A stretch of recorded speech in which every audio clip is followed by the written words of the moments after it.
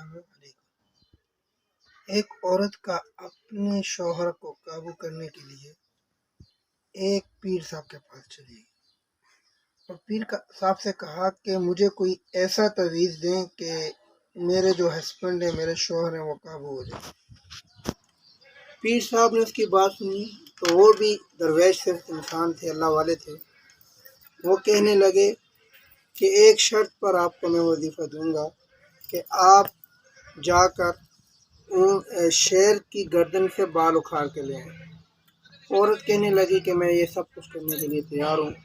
وہ جب گئی اپنی سہیلیوں کے پاس، اپنی جان پہچان والوں کے پاس، اس نے جب اپنی سہیلیوں کو بتایا، بعض سہیلیاں کہنے لگی یہ تو بڑا مشکل کام ہے۔ ان میں سے ایک تھی، اس نے کہا مشکل نہیں ہے کہ تو روزانہ گوشت لے کے جا اور جا کے جنگل میں جہاں شیر آتے ہیں وہاں پھینک دے، تو اس طرح آہستہ آہستہ جب تو گوشت ڈالے گی وہ آہستہ آہستہ مانوس ہوتا رہے گا۔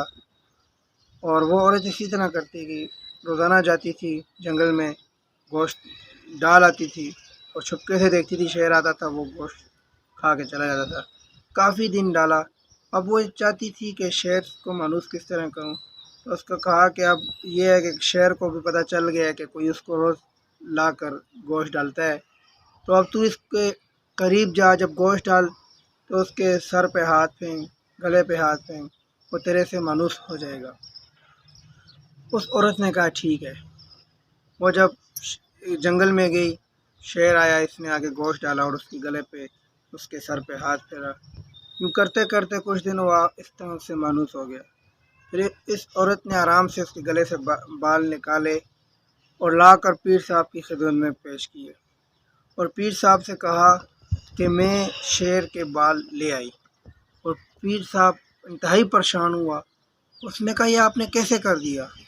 اس نے کہا میں نے اس طرح اس کو 1-2 مہینے 3 مہینے گوشت ڈالتی رہی، پھر اس کے بعد اس کے سامنے گئی، اس کو پیار کیا اور پیار کی وجہ سے وہ مجھ سے مانوس ہو گیا اور میں اس کے بال نکال کے لے آئی۔ اس نے پیر صاحب کہنے لگے، جو سارے ویڈیو کا خلاصہ بھی ہے، پیر صاحب نے کہا کہ شیر، درندہ، حیوان جو سب ہر ایک کو کھانے والا، اگر اس کو آپ نے محبت دکھائی ہے اور وہ محبت کے رنگ میں وہ آپ کے قریب ہو گیا ہے، تو انسان تو اشرف المخلوقات ہے۔ یہ اس جانور سے زیادہ سخت تو نہیں ہو سکتا۔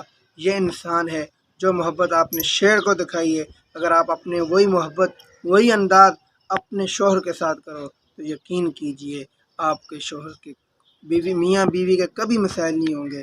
اور یہ تو انسان ہے، یہ جانور تو نہیں ہے۔